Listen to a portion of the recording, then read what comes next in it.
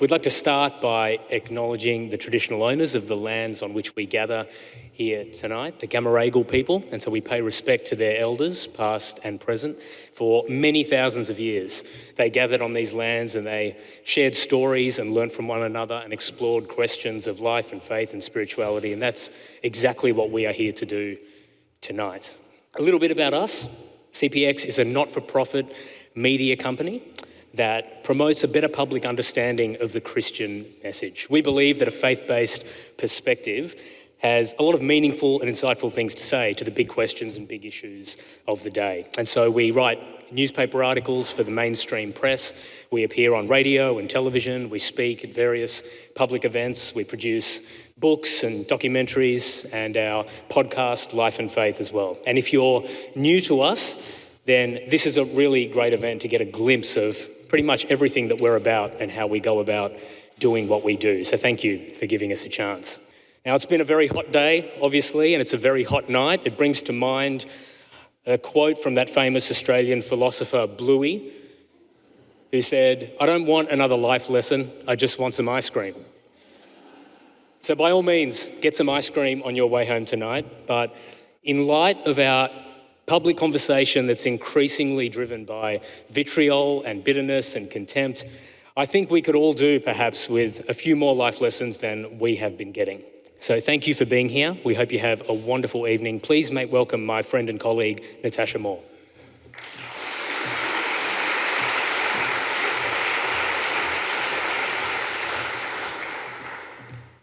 Well, good evening, everyone. Before we get stuck into what we all came here for, let me tell you a little bit about why this lecture is called the Richard Johnson Lecture. Given our topic tonight, it's perhaps unexpected that it's named for a member of the First Fleet. The Reverend Richard Johnson was the first chaplain to the colony of New South Wales. But his story is a contrast to much of what we know or imagine about that history. Johnson was a Yorkshireman who was handpicked for the job by the likes of William Wilberforce and John Newton. The governor, Arthur Phillip, expected him to serve as a kind of guardian of public morality in the unruly new settlement. But Johnson had other ideas. On the one hand, what he preached was a gospel of salvation in Jesus rather than a polite moralism. And on the other, he threw himself into the practical needs of the colony. He performed all the baptisms, marriages, and burials. He would also be present with those who were being executed. He'd pray with them on the scaffold. He cared for the sick, often out of his own supplies. He was known as the best farmer in the colony. He set up a fund to care for orphans, and it's maybe not too grand to say that he pioneered education in New South Wales, teaching the children of both convicts and free settlers, alongside his wife Mary, in the church that he built of wattle and daub out of his own money on the corner of what is now Hunter and Castlereagh Streets. Johnson was beloved by many, but there were also those, both high and low, who viewed his work with suspicion.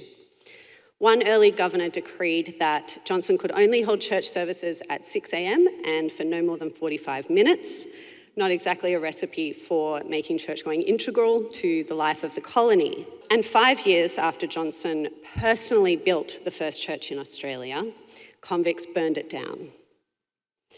There's much in the public Christianity practiced by Richard Johnson that we at CPX, the Centre for Public Christianity, find compelling.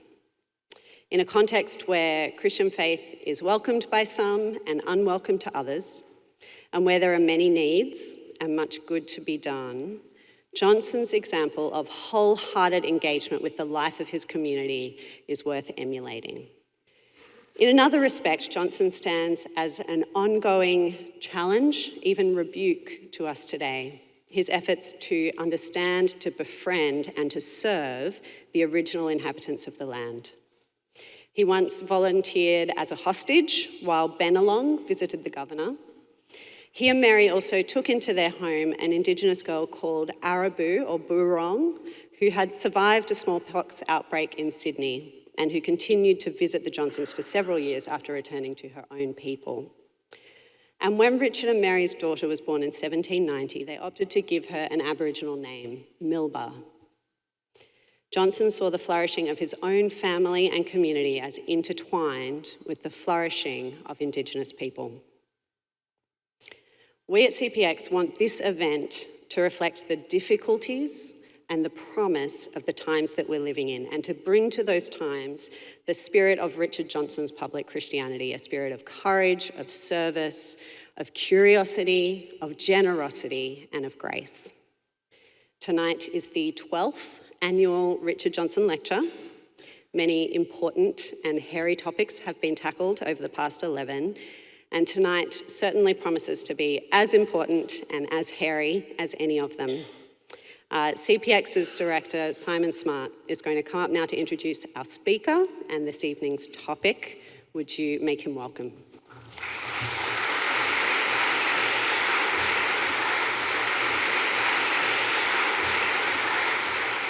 Thank you, Natasha, and welcome everyone. There's lots of welcomes tonight, but I have to add mine to it. It's a great night on the CPX calendar. The Richard Johnson Lecture has been for a long time, so let me add my welcome. Journalist, author, and theologian Dr. Stan Grant is an important figure in Australian public life, and I would say is an increasingly important figure. And he has one of those CVs that make it seem like there must be 5 of him. He's not slowing down, actually, anytime soon. There are lectures, books, newspaper columns, documentaries. There's even a novel in the works. He has over 30 years of experience in radio and television news and current affairs. He was a foreign correspondent for CNN, and he reported on war and conflict for a number of years. He would confess that has taken its toll on him. Stan is a great storyteller, and he understands the importance of story. And as a Wiradjuri, Kamilaroi and Dharawal man, Stan has seen one of his roles as being able to tell the story of his people, their history, their struggle, and their culture. His latest book, I hope you've read it. If you haven't, you will. It's called Murriyang, Song of Time. It's a poetic account of his family and his life and his people. And it offers a really interesting vision and picture of the healing balm of Christian faith that has inspired Stan, I guess, to see himself, but also other people and even the creation itself in a new light. Really a profound meditation on all of that. Now, it's probably true that every generation thinks that the world is going to hell in a handbasket, isn't it? But surely we have some things to be concerned about as we navigate what some people are calling a polycrisis, geopolitical upheaval, a technology revolution that is upending life as we've grown accustomed to it. And there's uncertainty and deep entrenched polarisation, a bewildering array of challenges for us. And how to make sense of all that? Well, we need voices of wisdom, we need the prophetic voices, and voices that challenge and urge us towards our better angels. Because there sure are some forces that would push us into the darker corners of our own hearts, don't you think? When Stan Grant came on our podcast, Life and Faith, earlier this year, I was really struck, as were many of our listeners, by his assessment of this cultural moment, the moment that we are in, by his discernment, by his self-awareness, and by a wisdom that's born out of deep reflection and challenge and personal hardship. Stan said in that interview, "I have been a man of resentment. I've been the resentful person. I know where that leads, and it doesn't lead to good places," he said. So what's the alternative to bitterness? And how might any of us find that? Well, this is something we want to delve into tonight. Unmissable is the note of optimism in Stan, even when he's speaking about seemingly intractable problems. There's a willingness and a determination to do the difficult but better thing. And again, it feels like that's just the kind of voice we need at the moment. So So I'm so glad to have Stan deliver the 12th Richard Johnson lecture. There will be time for some questions at the end, but please will you join me in welcoming Stan Grant. Thank you.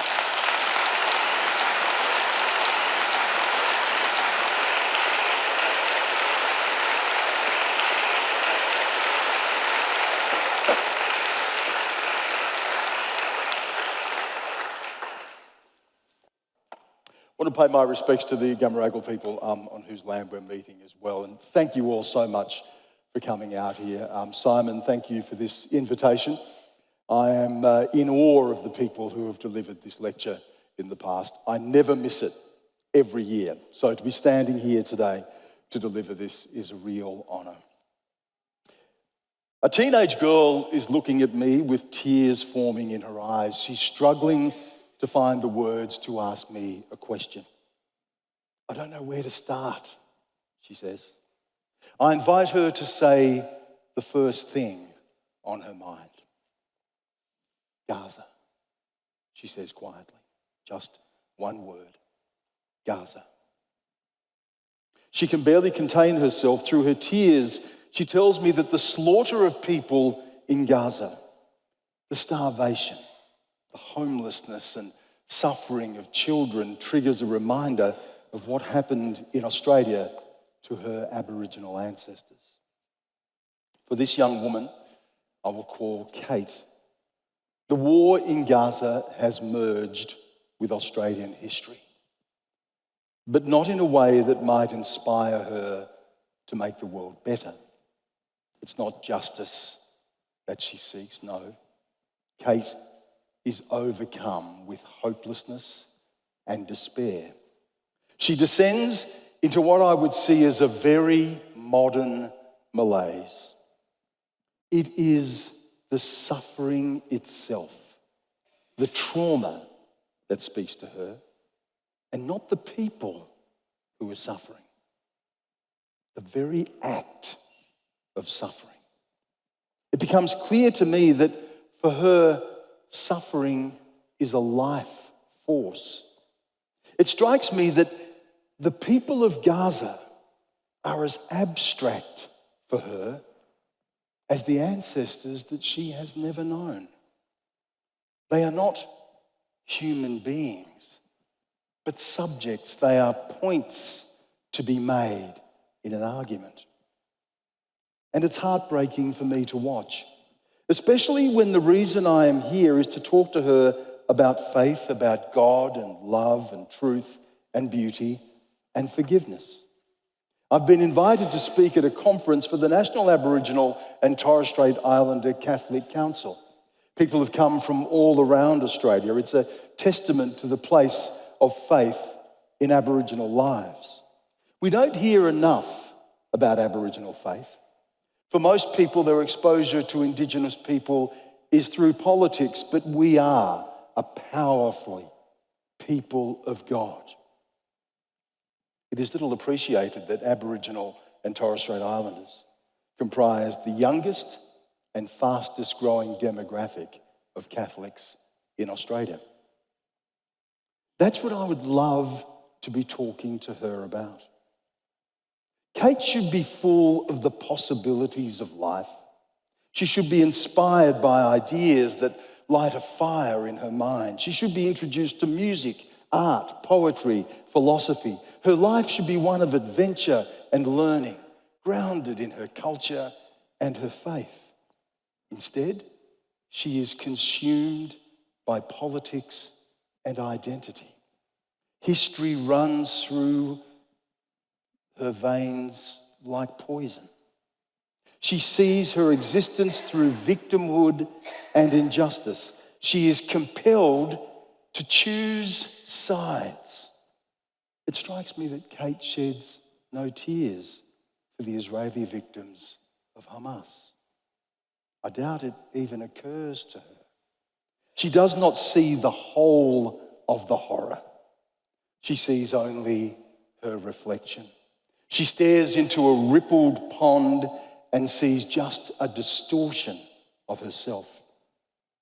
What is so sad is that she is clearly a sensitive and kind soul, but she inhabits a world where humanity is weighed in the breach. Palestinian lives matter more to Kate. Of course they would. The sheer enormity of the atrocity in Gaza is beyond anything she has seen. And her solidarity is what morality demands of her. What Kate cannot see is that we are all implicated in a world of murder. The victim today can be the perpetrator tomorrow. I would have liked to have thought that tears are our truly shared human language. I've reported from the Middle East, and I know that Israeli mothers and Palestinian mothers each shed their tears. But in the world that we have created for Kate, the tears of strangers are nothing but water. Right now, all I can think is that we have so failed her. We have given Kate a world of 24-hour news, faceless friends, constant distraction, disposable entertainment. It is a world stripped of beauty for beauty's sake, an altogether cynical world. At school, if she is exposed at all to the classics, Kate would be more likely to encounter Bach, Jane Austen, or William Shakespeare as problems to solve, or worse, enemies to conquer. Such is the misery of critical theory, which has insinuated itself into our classrooms and lecture halls. The sheer wonder of art becomes lost in late modernity's nihilism that reduces the life-affirming potential of universal truth to the atomized truths of lived experience, or in Kate's case, imagined lived experience. To take a little philosophical detour, remember that post-World War II critical theory was conceived as a project of emancipation from the excess of Enlightenment rationality and reason, which leads to Holocaust. But it has morphed into something ungrounded, untethered from shared humanity. The past is always present, and we are haunted by ghostly wars that never end. The dead never sleep. Our ancestors are pitted against each other. For the distraught young woman before me, Shakespeare would more likely be a caricature of whiteness or misogyny. The bard would be a butterfly whose wings she would be encouraged to pluck to bring him back to earth. Rather than be inspired to take flight into his world of imagination, love and betrayal, courage and treachery that explores the outer limits of the shared human experience, Kate would be led down the dark corridors of identity that posits humanity as a battle of wills, a contest of power. This is where the evil Iago wins. As Iago said, virtue a fig. 'Tis in ourselves that we are thus or thus. Our bodies are our gardens to which our wills are gardeners. In his play Othello, Shakespeare was telling us that the human becomes an instrument of subordination. Iago poses as friend and confidant to all while he works his lies and poisons hearts. Iago mocks Othello's free and open nature. He scoffs that Othello thinks that men are honest. Well, Iago will prey on Othello's trust and set in motion murder and betrayal. Hell and night, Iago says, must bring this monstrous birth to the world's light. In Iago's world, love is just a lust of the blood. Ego banishes the good. The psychopath Iago gets the most lines. Iago is the bitterness that whispers in our ears. Poor witless Rodrigo, the noble Cassio, The brave and worthy Othello, the innocent, decent, loving Desdemona are sacrificed for Iago's sport and profit. What a diminished world it is when in our identity wars, it is Shakespeare that is cast as a modern villain, while Shakespeare's most vile creation, Iago, takes a bow. Iago frames the life of this young girl in front of me. It is his world of power and corruption that strips her of her soul. And we have done this. This is the world we have given Kate. I may take solace that she will have at least read some of the Bible. Yet even her faith is pitted against her culture. I know from experience how many times Kate will be asked, how can you be Aboriginal and Christian? As if God arrived on the first fleet. As if Christ, crucified by a Roman occupier, is now a colonizer. What disturbs me is that it is highly likely that Kate will have been told that such things, Shakespeare, the Bible, are not Aboriginal. This is not an idea of being Aboriginal that I recognise. I grew up in a family with an Aboriginal mother and father. My relatives were Aboriginal. We were part of an extended clan and community, and I was never told God, music, literature, or art was not for us. I can still recall the thrill of reading Dickens' Great Expectations, Robert Louis Stevenson's Treasure Island, Mark Twain's Adventures of Huckleberry Finn. Among my most treasured Christmas gifts was a book of Greek mythology. I did not understand why at the time, but when I first saw Vincent van Gogh's Starry Night, I felt the presence of God. I remember curling up on the floor in fourth grade, as the teacher dimmed the lights and played us Sergei Prokofiev's Peter and the Wolf. I did not go to fancy schools. My education was sporadic and disrupted as my parents moved constantly looking for work in outback New South Wales. We were dirt poor in money and possessions, but I was rich in imagination. In those often small country classrooms, in very modest ways, I was exposed to worlds beyond my own. Later, I was exhilarated when I discovered the writing of James Baldwin. He was a Black American writer who seemed to understand my soul. He led to Langston Hughes and Toni Morrison. In Australia, writers like Kevin Gilbert and Kath Walker, Wiradjuri Nunakal, who deepened my appreciation of the Black experience. Yes, questions of race, justice, history were important. And how much more prepared was I to grapple with those sharper edges of our world, given that I had been grounded in the things of the soul. Being Aboriginal for me is to say yes to it all, to say yes to the world in all its strife and in its transcendence. So what of this young woman sobbing in front of me? Kate, like young people of this time, lives her life on a screen, bombarded with images of death and destruction. A war in another part of the world, a place she has never been, fought between people she has never met, feels as urgent and as real as the very blood in her veins. We have given her all the pain of the world and no beauty with which to redeem it. That she is concerned about human suffering would be commendable, but this is not what I am seeing. This is not empathy or sympathy. Instead, I see someone programmed for bitterness. All the ugliness of the world replays over and over in Kate's mind like an endless video game.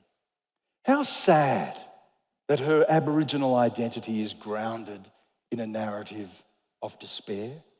I keep thinking to myself, this poor girl does not have a chance. She deserves to be a child, not to carry the weight of the world on her shoulders. She deserves to explore her identity in whichever way she wishes, not to be shackled to a trauma she has not experienced and a history she cannot change. Above all, Kate deserves the life-affirming grace of God, not the misery of a world that would tell her God is dead. I tell her to put away her phone, turn off the news, enjoy this precious time in her life. I tell her she did not cause the war in Gaza, nor can she end it. Of course she should care, but care is not despair. I tell her that being Aboriginal is a beautiful gift. She is part of a kinship, a culture, and connection to this wonderful land from which we draw strength and which opens us to others, not walls us off. I tell her that being Aboriginal is so much more than our history. I quote from T.S. Eliot, "Time is no healer. The victim is no longer here. History belongs where it is. Let the dead rest." I remind her that she was not made for sadness. She was made for sunsets. It would be too much to suggest that I lifted the burden from her. I suspect this world has done too much damage already, but for that moment, just that moment, Kate lightens and she smiles, and that's a start.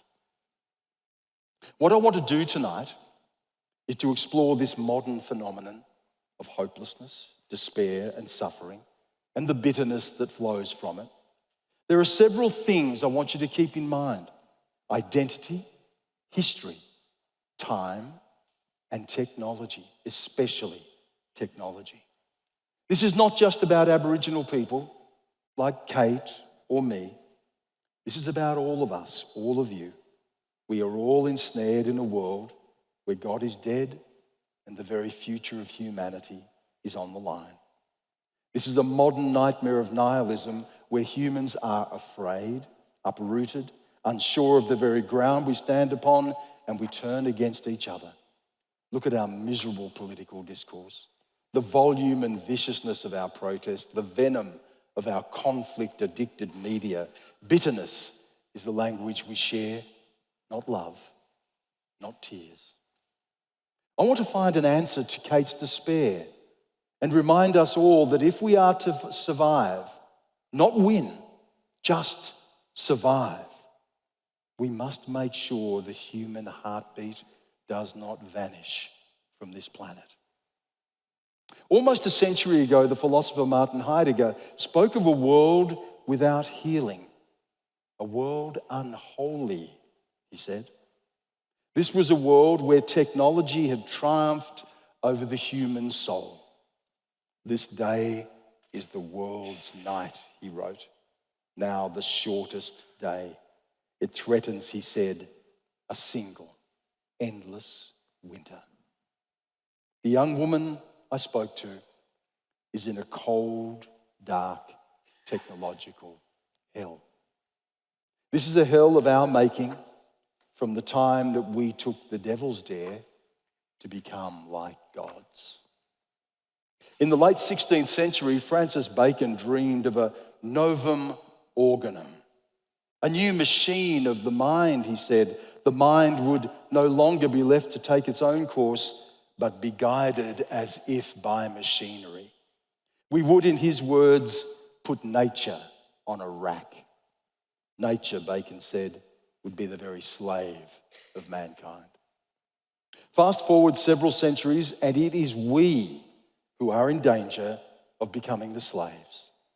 We freed ourselves from nature, we killed God, and now the machines may conquer us. There is no artificial intelligence that cannot work harder and longer than us, that cannot process information faster than us. The machine does not get tired, does not have bad days. The machine has no existential crisis, no yearning, no loss, no joy. The machine is a perfect killer for whom the human victim is merely a target. War is not a tragedy, but strategy, and innocent people rendered mere body count. the human, something to be eliminated. We have entered what one of the masterminds of Google, Ray Kurzweil, called the singularity, when the machine and the human are indistinguishable. This future is coming at us at warp speed. Kurzweil said, and listen to this, in the 21st century alone, we will undergo the equivalent of 20,000 years of technological progress, if progress is what it is. That is frankly unimaginable. But maybe the point is that it is unimaginable. It is beyond my imagining, beyond human imagining, because it is beyond the human. Human life is seasoned with our mortality. Our pending death adds meaning and depth to the years that we are blessed to live on this earth. But in the singularity, we will conquer death. Ray Kurzweil says, where is love in a world where nothing dies? Our grandchildren may well see the last human born of a human.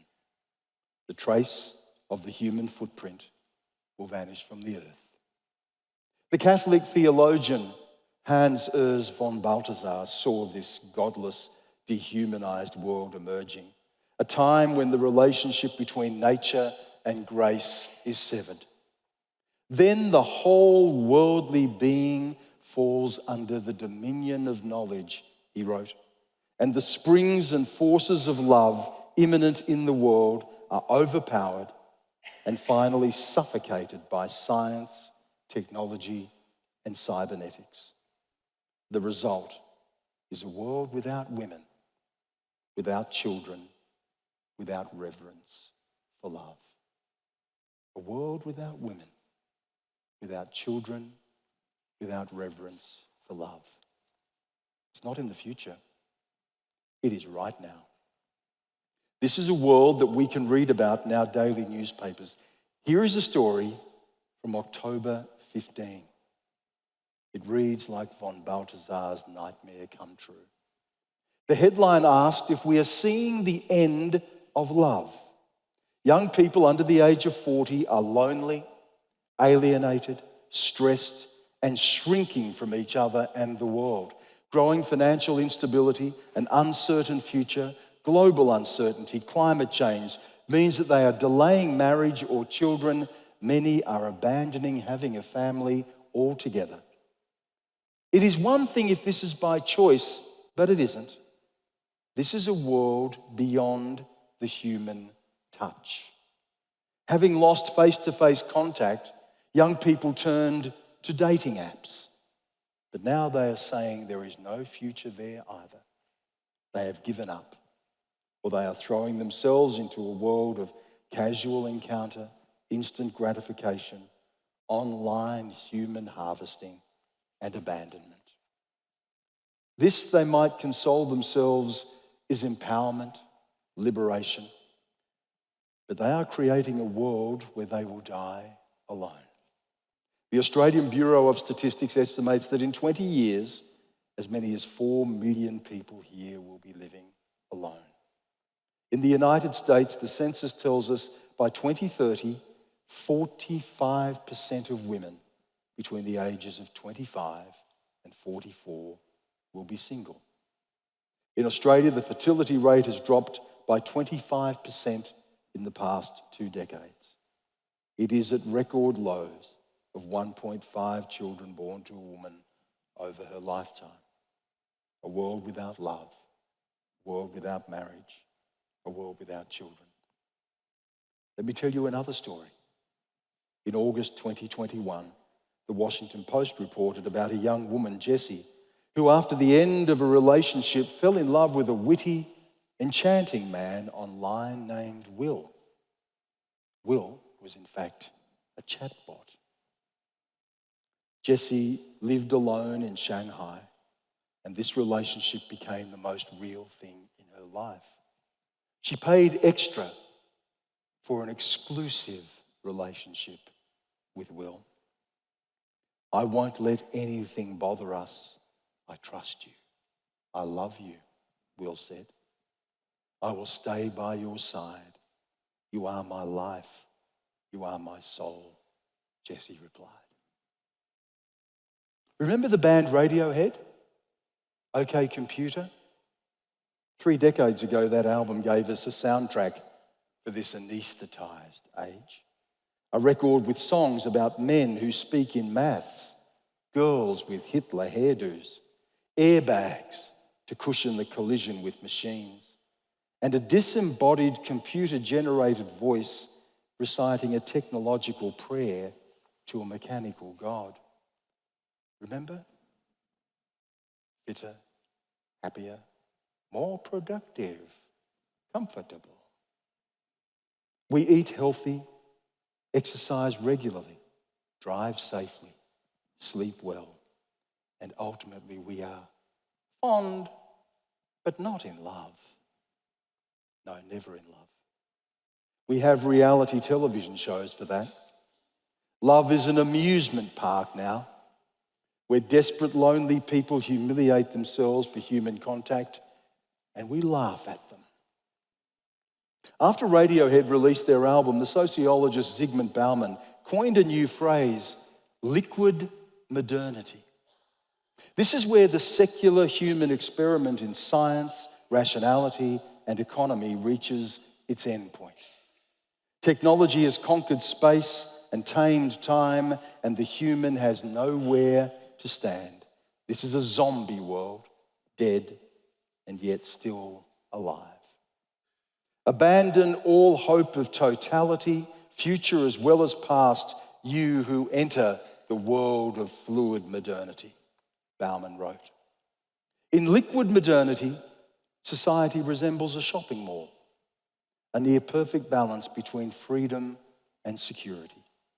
It is a place full but empty of difference, a homogenized space where we can revel in the great gift of modernity, loneliness. Bauman called them non-places. The stranger is no longer a human to be encountered, but a threat to be avoided. Divided, we shop. We are shopping addicts in a liquid modernity where freedom is endless choice and emancipation is efficiency. Desire is a swipe away. A new suit, a pizza, a partner delivered straight to your door.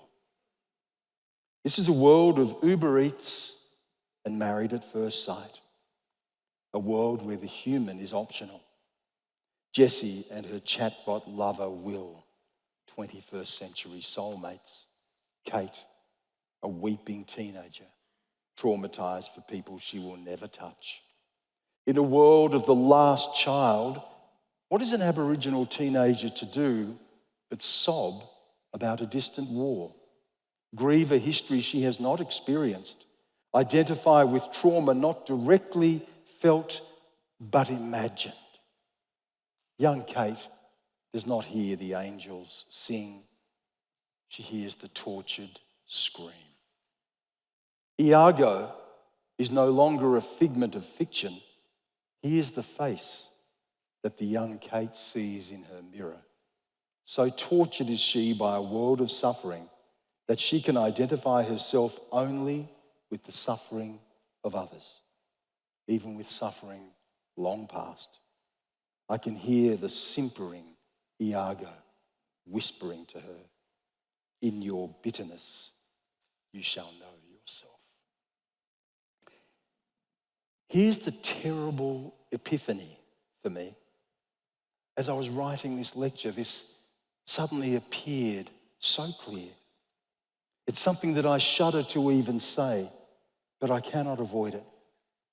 As a society, as a species, we are so untethered, so disconnected, uprooted, so redundant, so without love, a world where Iago has centre stage, that bitterness, resentment may be the most real human emotion left.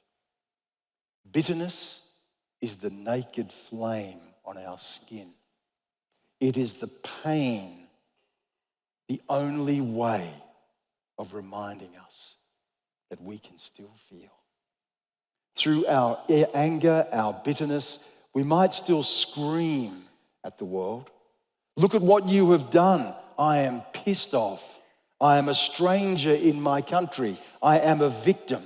In our bitterness, we can at least say, I am here. I matter. Listen to me. Bitterness may be the last human cry before we are silenced by the machines. So is this where the great human dialogue of 250,000 years reaches its conclusion?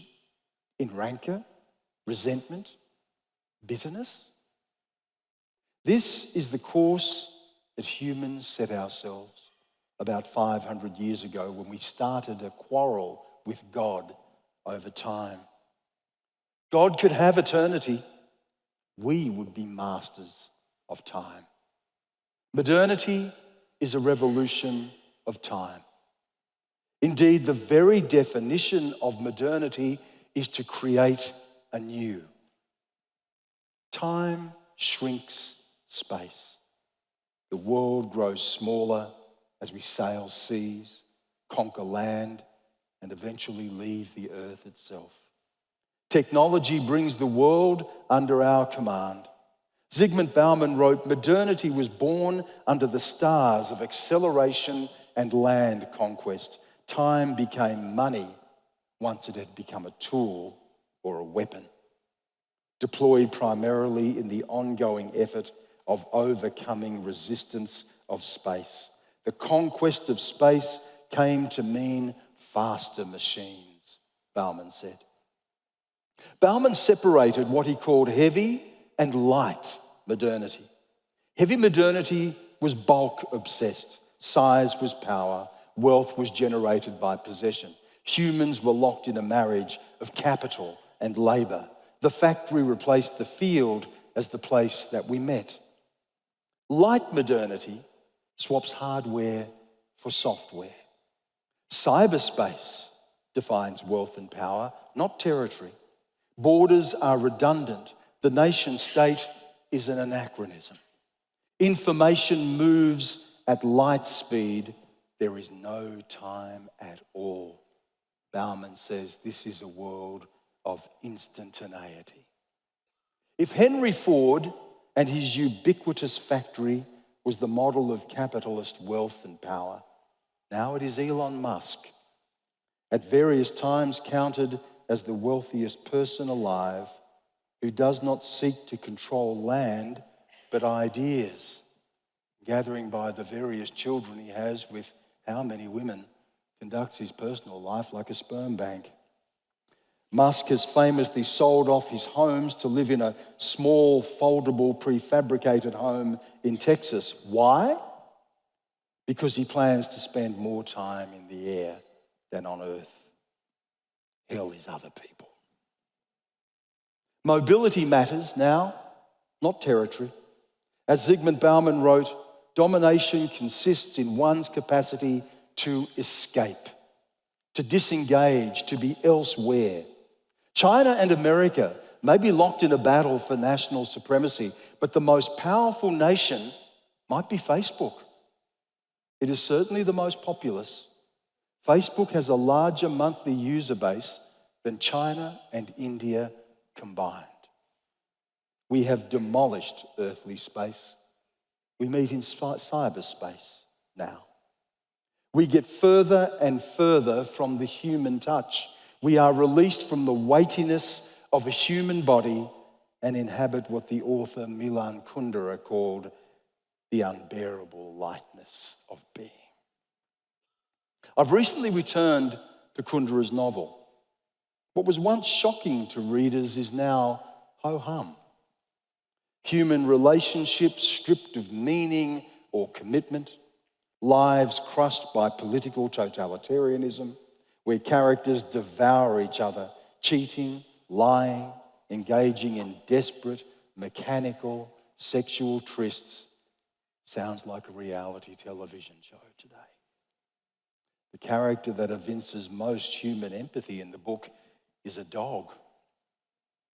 Kundera published The Unbearable Lightness of Being, novel of love under the eye of Big Brother, in 1984. How apt. By the end of the decade, the Berlin Wall would fall and we would enter into what American political scientist Francis Fukuyama would call the end of history.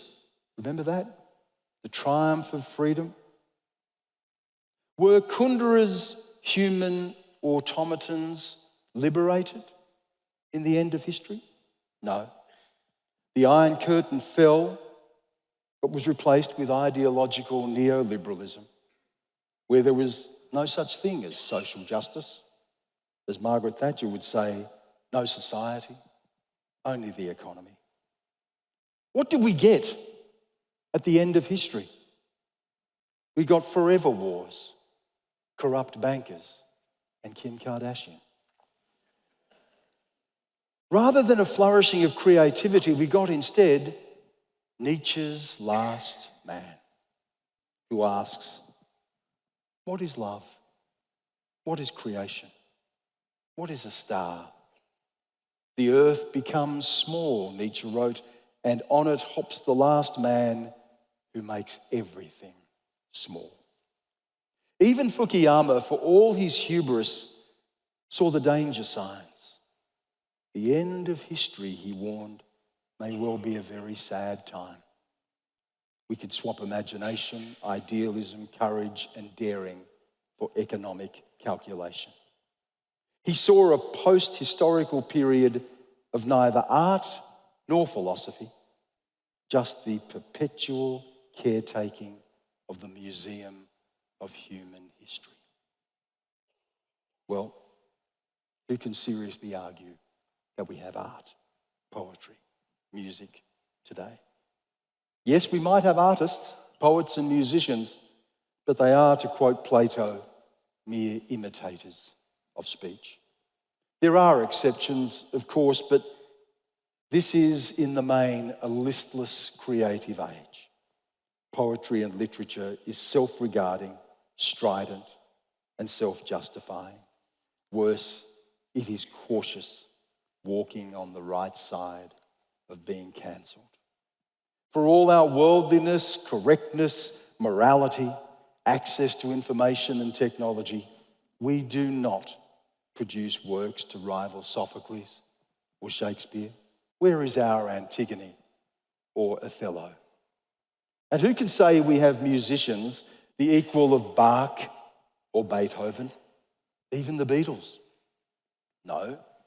At the end of history, we are stuck in a loop of Taylor Swift, a performer with all the emotional depth of a hologram, and whose banal whining of betrayed love and vengeance could actually be improved by ChatGPT. Sorry to all the Tay-Tay fans out there, but lyrics like this, I might be okay, but I'm not fine at all. Seriously? Give me the sheer zany, nonsensical exuberance of Little Richard screaming a wop, wop, a loo, wop, a wop, bam, boom. At least I know what he meant. Things were better in my day. And my day, by the standards of Mozart or Miles Davis or Nina Simone, wasn't even all that flash. No, I had the Sex Pistols screaming "No future," where the flowers in the dustbin. But they made me feel something. They made me want to yell and live, not put on coloured bangles and stick pins in my ex-lover's voodoo doll. Enough of Tay-Tay. If you like it, you like it. Francis Fukuyama warned that at the end of history, our sheer boredom may reignite history again. I can feel in myself and see in others around me a powerful nostalgia for when history existed, Fukuyama wrote. Such nostalgia, he said, in fact, will continue to fuel competition and conflict, even in the post-historical world for some time to come. Lurking in the shadows of the end of history was Osama bin Laden's Al-Qaeda and his bitter nostalgia, determined to avenge the Crusades, and the looming behemoth of China, vowing never to forget the 100 years of humiliation, the fall of the Qing dynasty and the rise of Western dominance.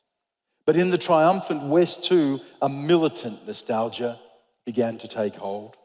Everywhere in liquid modernity, all we have is the past, and all the better if the past is something to be avenged. Nearly 4 decades after the end of history, democracy is exhausted, if not terminal. Authoritarianism is a viable governing system. Populists promise to make us great again. Barbed wire is going back up on the borders. The political left is unimaginative, censorious, captured by elites and morally vain, and the right flirts with or embraces full-on fascism. What Friedrich Nietzsche called ressentiment drives modern politics. Nietzsche's man of ressentiment, he said, has a soul that squints, a spirit that loves hiding places, secret paths and back doors. Having collapsed space and time, people struggled to find a place to stand. For the mobile elites, liquid modernity promises opportunity, a world beyond the earth. But for the vast majority, stuck on terra firma, stuck in the past, it is a disappointment. I don't know if many of you have been exposed to Emil Cioran, E.M. Cioran. Well, he's not a pleasant read, let me tell you. He was a Romanian philosopher of the 20th century and, like many of his peers, given to a sense of hopelessness about the human condition. Little wonder, really, he was a contemporary of the characters of Kundera's novel. He had lived through war, fascism, communism, had seen horror never before seen in humanity. Cioran spoke into the age, miserable, faithless. He wondered if homelessness was not the meaning of existence. God, who needs God? Jesus, he said, would have been more heroic had he never risen from the dead. Cioran yawned over the cross. In his favoured aphoristic style, he put our mechanistic, godless, profane world in our faces. Cioran wrote, "Hell is a haven next to this displacement in time, this empty and prostrate languor in which nothing stops us but the spectacle of the universe decaying before our eyes. Who would want to live in his world?" And then I realised surely young Kate does. For modern man, he wrote, his own history is his absolute, and his will to tragedy is his sole desire. Yes, Kate's world, and we are to blame. Kate's misfortune was to be born into a world of hyper-identity. This is not identity that enriches the soul, but one that shrinks it. This identity is like the head of the Medusa. We stare at it, and we turn to stone. This identity asks not who we are, but who we are not. Amartya Sen, the Nobel Prize-winning economist and philosopher, called these solitarist identities identities that reduce you to one essential thing. Are you black or are you white? Are you Muslim or are you Hindu? Are you Catholic or Protestant? Israeli or Palestinian? Sen, who was born into the sectarian violence of Indian partition, says this is a good way of misunderstanding nearly everyone in the world. Solitarist identity, Sen says, kill and kill with abandon. In a 40-year career in journalism that has taken me into the darkest corners of the world, every conflict I have covered had at its heart solitarist identity. Identity forged in toxic memory, history that will not die, and resentment without end. And it is a lie. That's the truth. Solitarist identity is a lie. We have mapped the human genome, which shows us that there are 3 billion letters in our genetic code, and almost all are identical.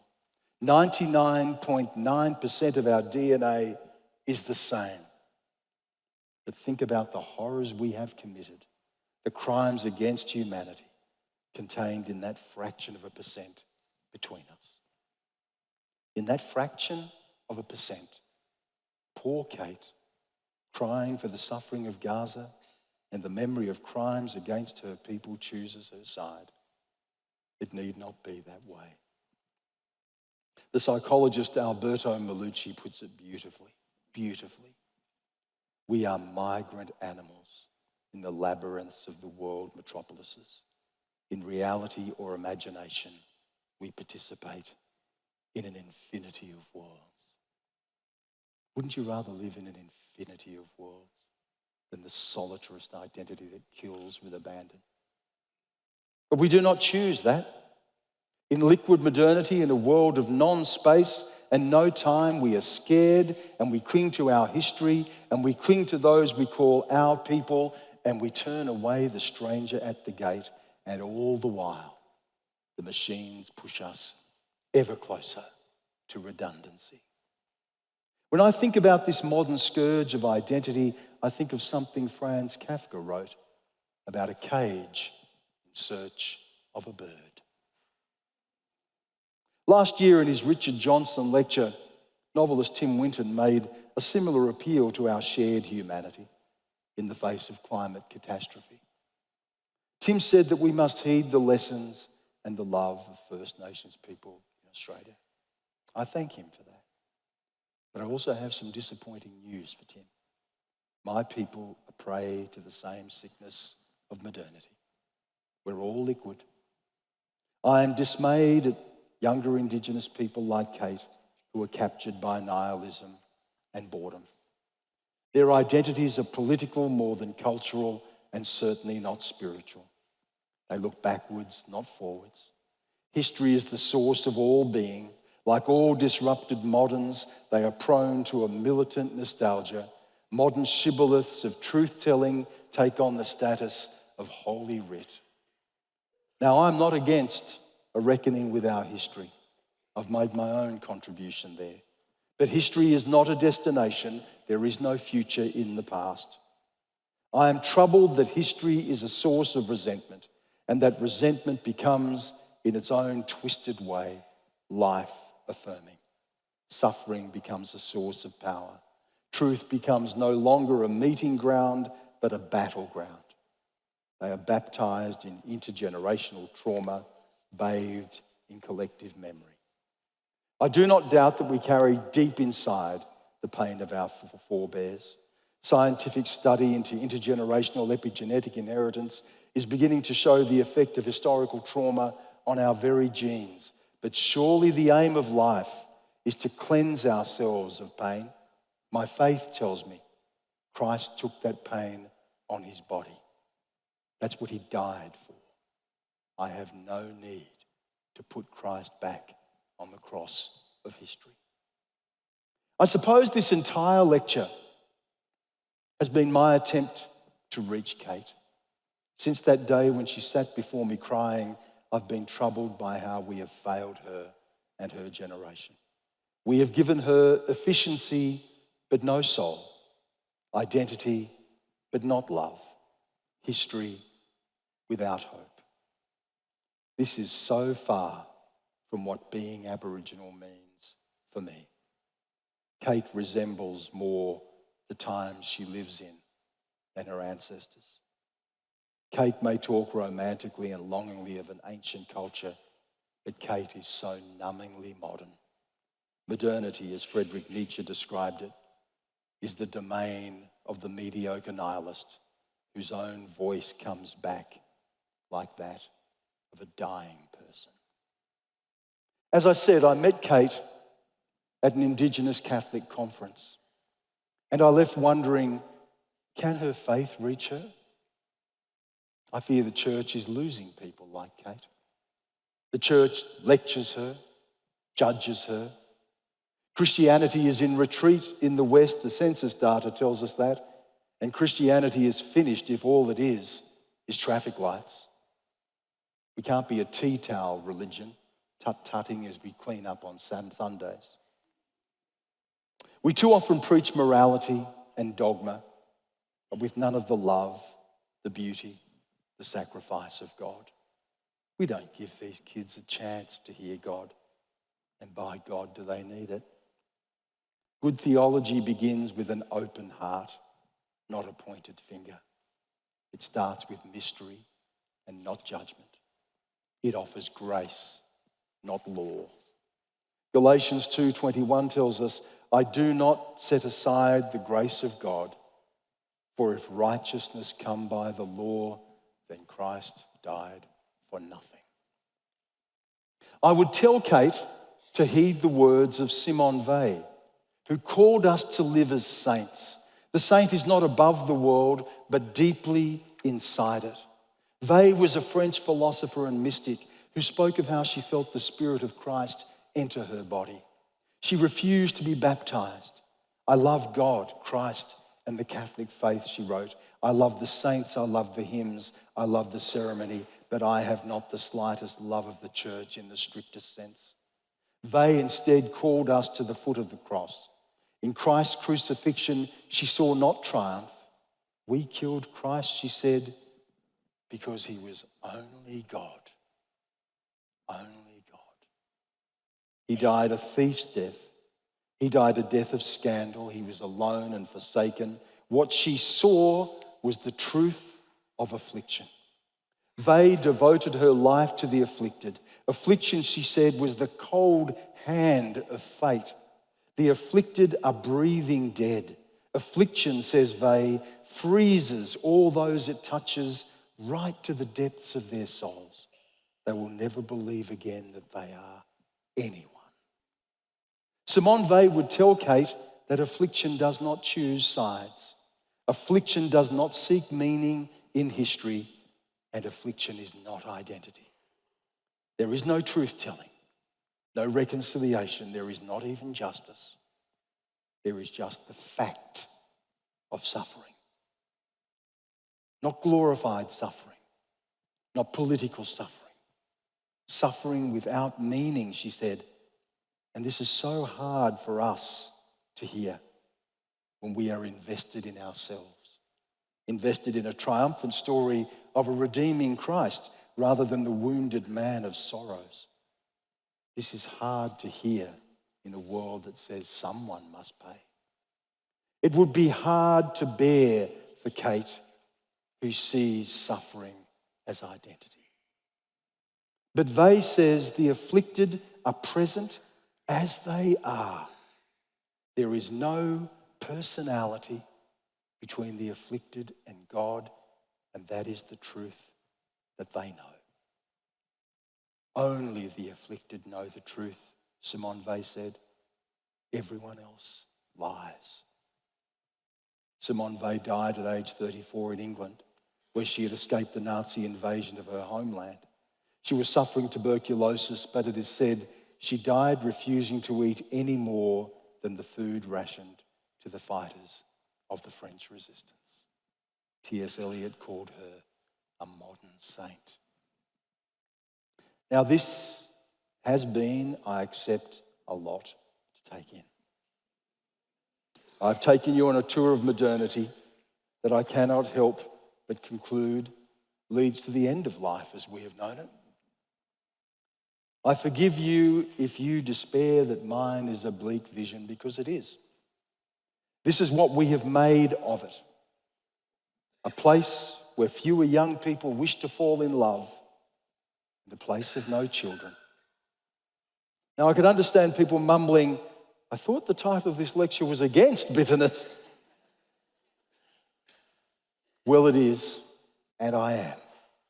I believe that even in an artless world, true art may still speak to us. Read the poetry of Tracy K. Smith. Listen to the enormous silence in the little bells, the tintinnabuli of composer Arvo Pärt. Stand under a starlit sky, sit by a creek, and watch a platypus play. Technology too can be life-affirming. It can help the paralyzed walk or the locked-in speak. But it is no substitute for the human touch. I do not believe human life is bleak. Beauty abounds even in the darkness, especially in the darkness. In the lifetime of reporting in times of war and natural disaster, I have met people of phenomenal faith and hope. I have seen my parents, Aboriginal people, carry the pain of our history on their bodies and their souls and never turn to bitterness. My parents are old now and their battles fought, some lost, others won. My father needs constant care.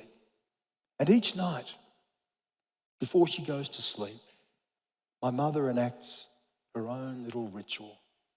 She places a spoonful of coffee into 2 cups and fills her jug with water. This is Mum's promise that there will be tomorrow. That is where the fight for the human soul is fought. In the little things. In the things we can touch. Not in the things on our screens, and not in the distant wars and the memories of wars, but in the things we do today. When not in Sydney, I spend time in a small village in the Snowy Valley where we are lucky to have a home. And I fill the days with walks and gentle conversation with simple people. We use a different language there. We use a language of doing words. Words that bake bread, mow a lawn, fill a cup. Words with dirt under the fingernails. I go to Mass and I share the mystery of my faith with others who do not look like me, have my culture or history, yet we are here together with God living in an infinity of worlds. The payoff for being human is not power or wealth. Elon Musk can have that. Being a human does not mean that we will not suffer. It does not mean that we will alter the course of history. The technological revolution we have unleashed is too far gone now. We will be replaced by the machines. We will. Artificial intelligence is likely our last invention. Last year, Tim Winton feared that our addiction to growth and the destruction of the planet would bequeath to our children a future of hot stones. Well, I fear something even more dire. We bequeath them no future at all. The climate will survive us. We will have climate, but we may not have us. We will have some facsimile of us, some human tech hybrid, a singularity. This is a transhuman being that does not breathe, does not eat, does not sleep, does not dream, and does not love. We will fix the climate crisis by getting rid of us. In this singularity, Ray Kurzweil was asked, will there be a God? Yes, we will invent him, he said. What are we to do? What are we to do in this liquid modernity, this world of a robot God? The answer is so simple and it is so hard. We must be human. We must be human. Without art, without poetry and music beyond space and time, where we do not die and no child need ever be born, in a world where bitterness is the last emotion, where we know ourselves through our pain, where we pick our sides, being human may be the hardest task of all. Being human does not guarantee victory. Christ went to his death in doubt and for a moment forsaken.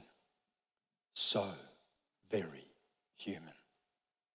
And he died not with bitterness on his lips, but forgiveness. Forgiveness was his last sigh. That's the promise that a human can survive. Evil may take our lives, but we must die human. There is no reward, no riches for being human. Being human is reward alone. If somewhere, anywhere, in a childless, immortal, transhuman future, there is still the beating heart of a human child, there will be God. In this liquid world, there is a voice that speaks to us from a time before we killed God, before we surrendered our souls to science, before the last human emotion of bitterness. I hear the words of the ancient Roman playwright Terence, a man born a slave. I am human. Nothing that is human is alien to me. Thank you.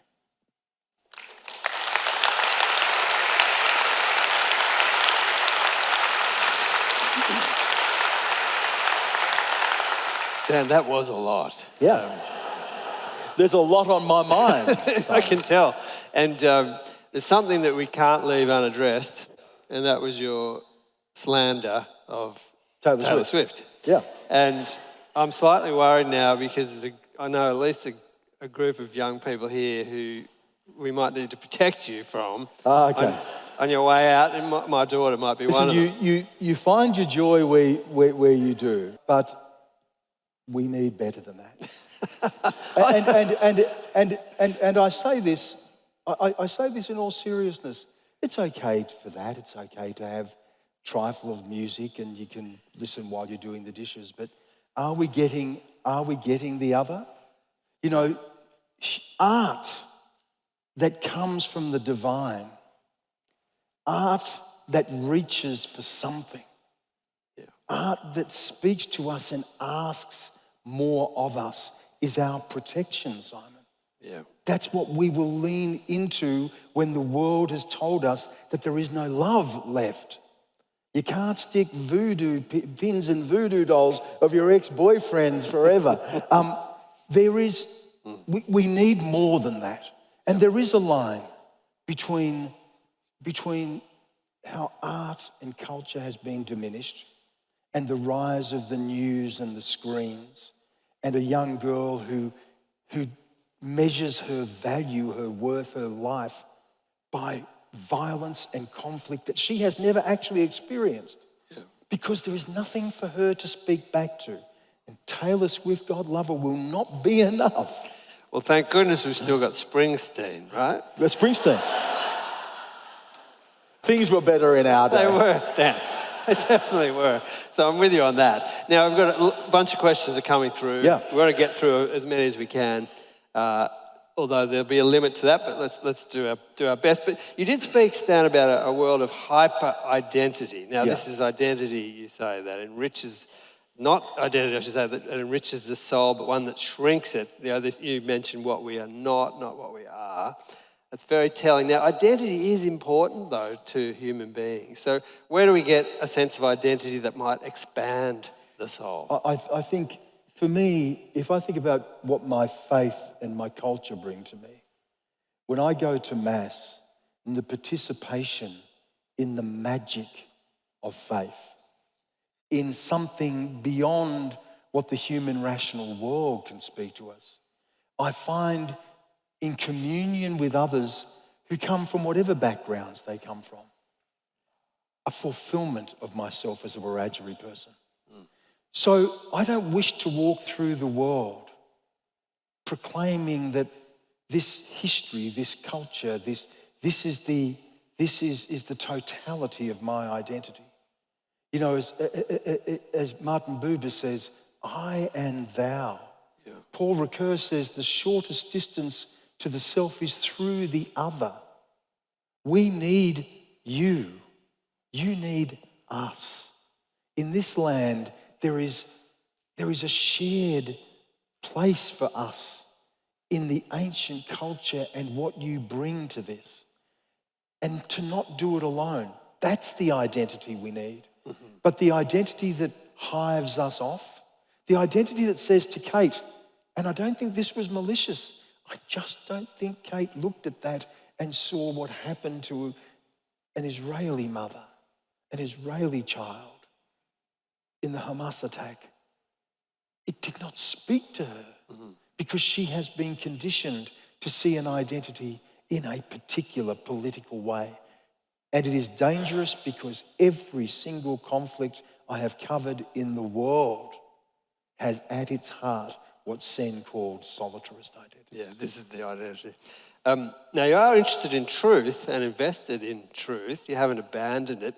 So then how can we, as you say, find a place where truth becomes a meeting ground rather than a battleground? I've even begun to question the way we use language and what begins as something of necessity and virtue and reconciliation, say a truth-telling project, can take on harder edges that can inevitably bring with it a judgment or a harshness or an identity.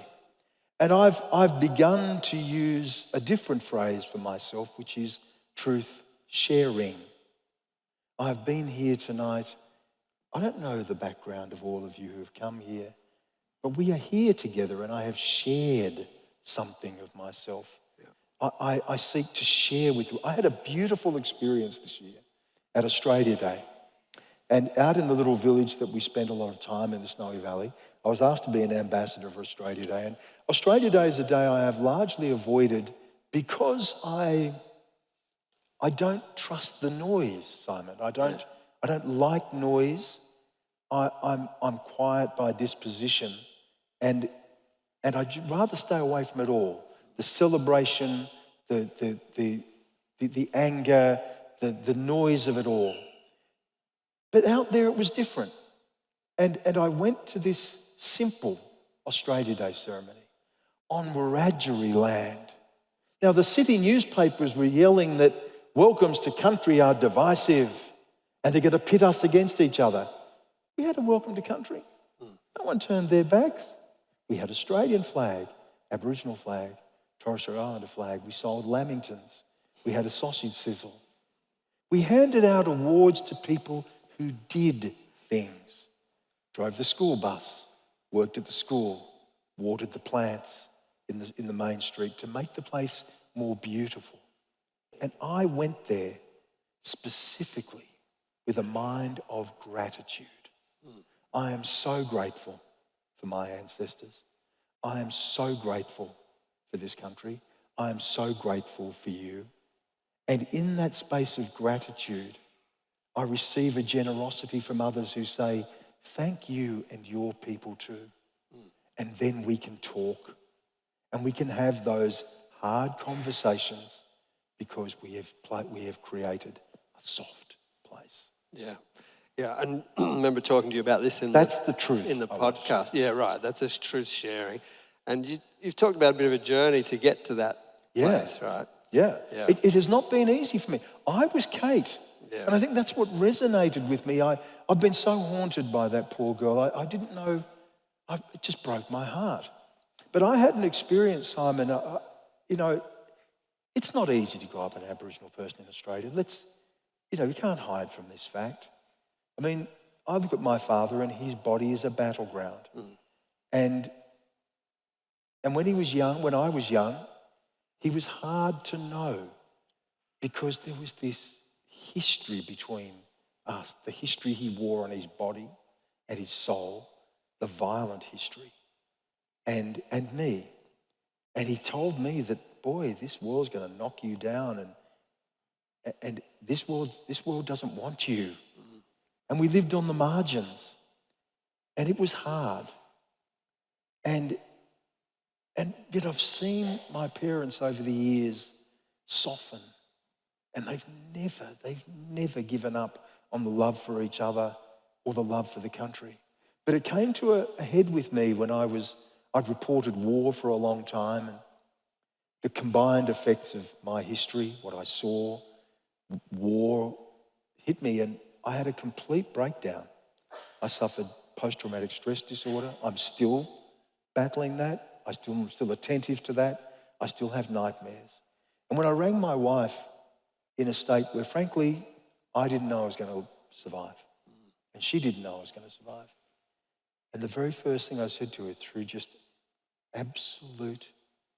through tears and just absolute anguish, the thing I kept saying to her over and over, why did they do this to us? Why did they do this to us?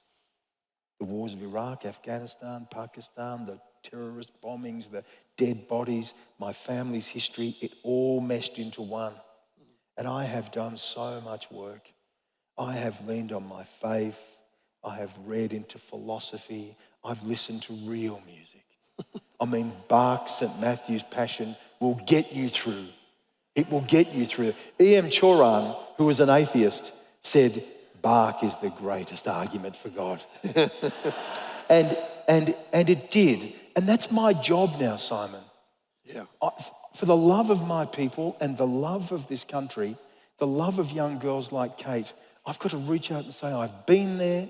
I know what it is. I know how bitterness can torment you. I know what identity can do to you. I know it pits us against each other, and we must live in an infinity of worlds. Yeah. And we must open each other. And preferably, hopefully, we must find a way to that God on that cross.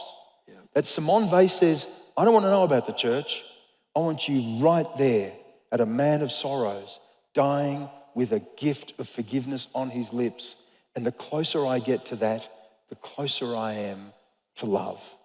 And I want other people to know that. Yes, and thinking perhaps of the church as the community of people in that place, right? Before that cross, and sharing that. And it's a together. difficult time for our faith because I don't know what Christianity is so much anymore. There are so many versions. And when I see Christianity being put into service for a harsh nationalism that turns the stranger from the gate, that's not mine. And you know, I'm a Catholic, and there's nothing more beautiful to me than going to church and going to Mass several times a week, if I can. But there are things I struggle with there, and I give those things over to God.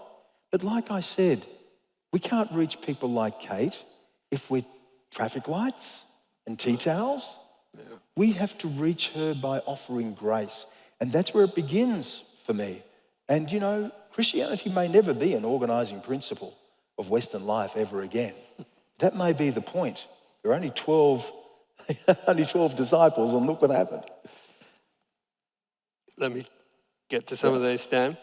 I don't want to labour this, but someone's put up here, you need to listen to Taylor Swift's Folklore album. To what? Folklore album from Taylor Swift. So that, just bank that, and then... That's not going to happen, by the way. And the person who wrote that needs to go and listen to Bach, right? So that's okay. We've got a good exchange there.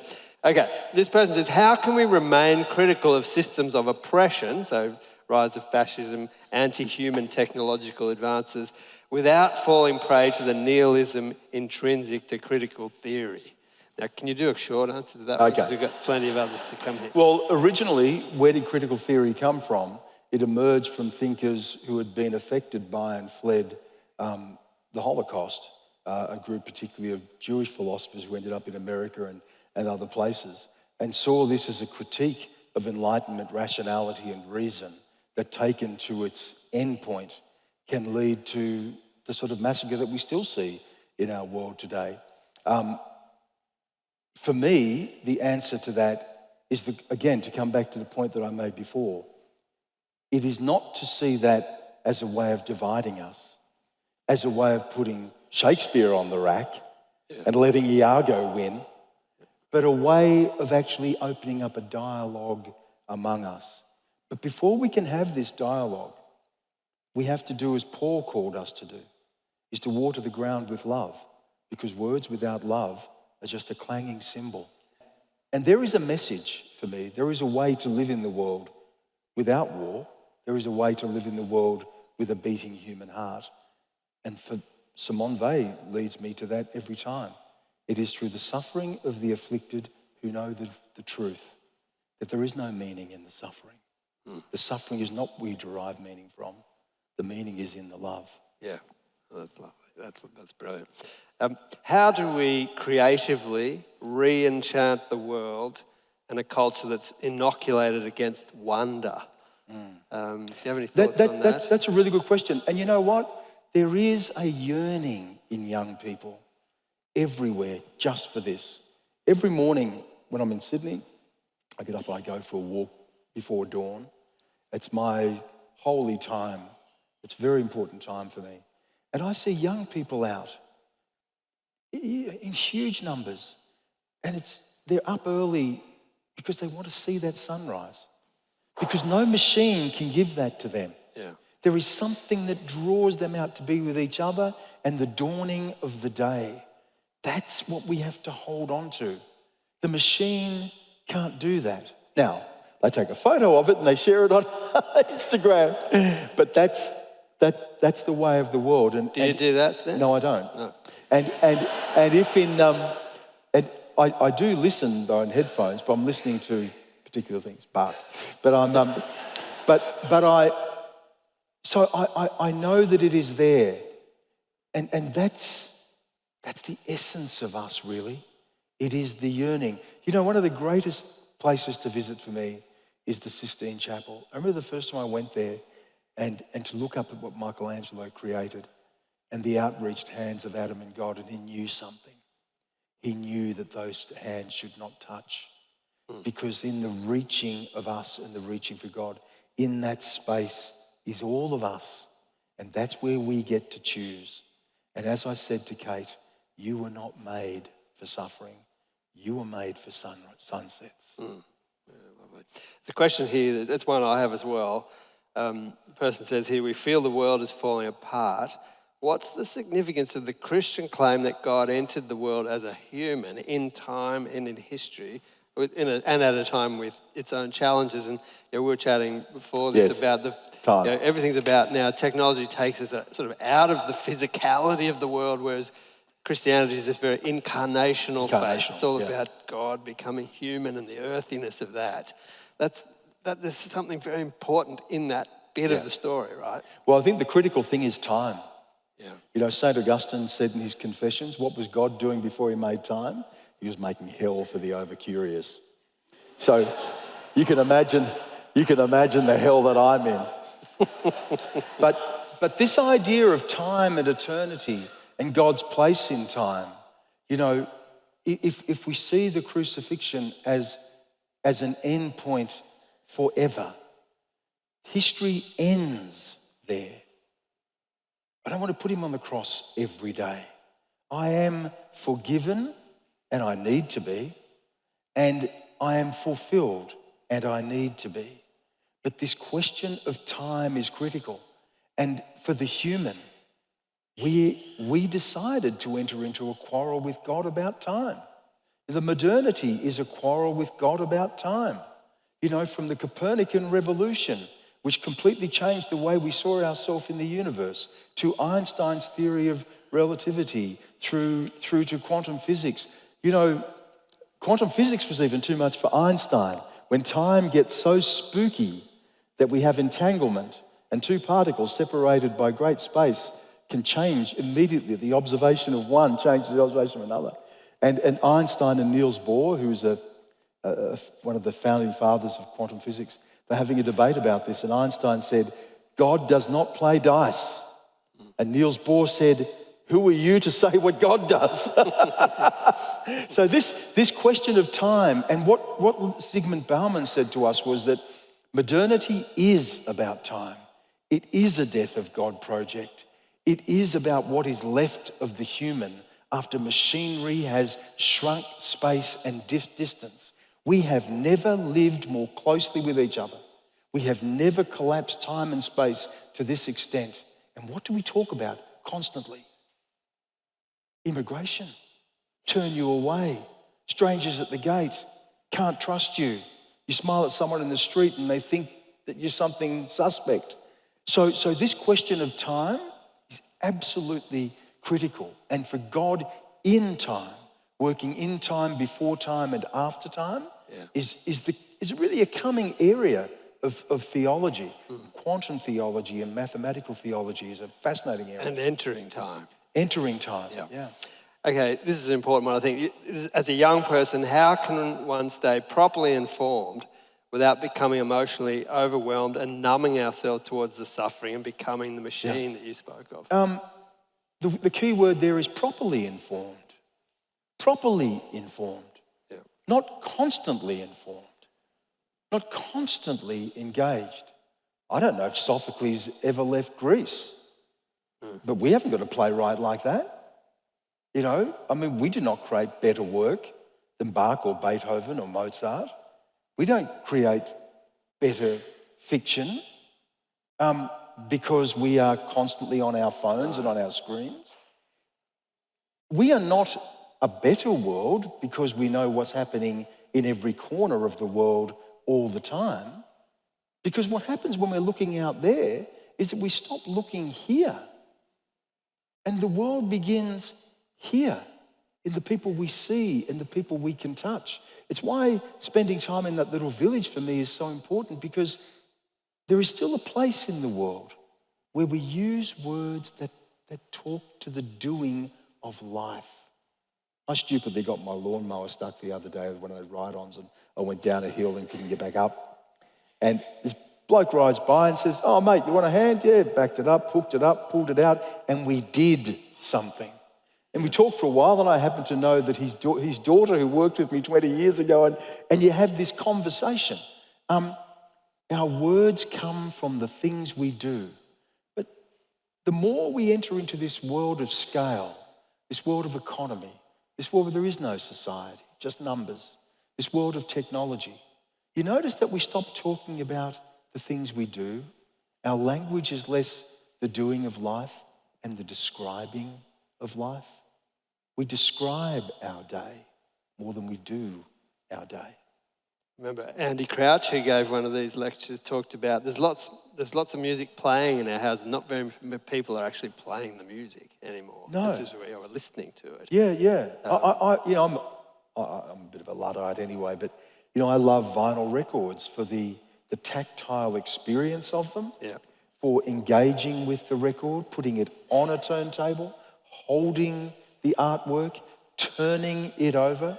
It's an entirely different listening experience. And I think we've got to give ourselves little gifts each day. Take the time we don't need I worked in 24/7 news, drove me mad, let alone driving you mad. We don't need it. You don't even need to watch the news every single night. You don't need to read the newspaper every day. You need to be selective. You need to be selectively informed. You need to read. I write a column in the Saturday paper every second week. You can get the Saturday paper. Saturday paper needs to be read. Go to the places where people are bringing something of value. One of the things that I've really started to do in my own journalism is to lower the tone of my language. I deliberately, I bring to it what may be, in fact, a bit of an old-fashioned way of writing. It's quite mannered, quite polite. And I use words that don't seek to reach the volume of the events. Yeah. So you don't slam each other. You're not outraged by something. We can't be outraged constantly. So I use these words that are just a little, where the edge has been taken off. And I try to write my column for the Saturday paper in an invitational way. Mm-hmm. It's almost like I use words to say to people, would you mind if we just talked about this for a minute? Yeah. I love E.B. White. Remember E.B. White? He wrote Charlotte's Web, but he also wrote these beautiful New York Times columns, the New Yorker columns about New York. And he just wrote with such a gentility and a beauty. And I really aim for that. Go to the places where people aren't shouting, and you might learn something. Yes. Well, that's tonight, right? This is the invitation. The to invitation. this sort of conversation. We're going to do two more. Yeah. Because we'll run over time otherwise. Okay, as a woman in my 20s, I'm surrounded by friends who say, given the state of the world, isn't it a moral evil to have a child? Wouldn't it be unfair on the child? Should I still choose life? And why? I think I know what you're going to say. Don't blame the child for the world. That child you have may redeem the world. The child you have may grow up to give us music to redeem the world. You know, you'd have to be pretty evil to look at a child and see anything but possibility and hope. You know, that's what made me so sad when I looked into the eyes of this poor young girl just weeping about something that is so far from her and a history that she's never experienced, an ancestor she's never known. That was more real than the fact we were there together. And I thought, she was not born for this. Yeah. And no child anywhere is born for this. And the child you have or the child you don't have may be the child that redeems us of it all. Yeah, and this is a related question. I'm getting a message here that lots of people are asking about hope, and particularly about the Christian vision, your faith vision of hope and how that informs the motivation to keep going and to keep finding the beauty in those small things that you talked about at the end of your lecture. I think we all have that in us. I think we all know that. Why do we get up every day? We all know there is something that calls us into the world. And you don't have to believe in my faith or share my particular cultural background to know that there are things that call you. You know, I've felt called since I was a little boy. And we were right on the margins, Simon. I changed schools 14 times before I was even into high school. There were periods we didn't go to school at all. There were times when if it wasn't for the church, we didn't eat, because that's where we got our food vouchers from. Something had to get my dad up every day to go to that sawmill and drag that broken body with tips of fingers missing, almost every bone in his body broken at some time or another, to come home to a meagre meal, and maybe if my mum could boil up some hot water, a tepid bath, and get up and do it again. I've got no time for this modern idea of hopelessness, of the sort of performative hopelessness. It is mediocre. Hope requires effort. And that's what I saw in my parents. I saw a hope of doing life. It isn't the idea that if things are going to go your way and you're going to hope and you're going to overcome it. Maybe that doesn't happen. But in the doing of life, we keep that hope alive. You know Tertullian, the famous quote? You know, hope is patience with the lamp lit. And if we all have that lamp in us, we all know that we get up for something and we are called each day for something. And if that is in service of others and in service of tomorrow, then there is something to get up for. Yeah, well, patience with the lamp lit's a lovely way to finish tonight. Please, will you thank Stan Grant? Thank you. Thank you.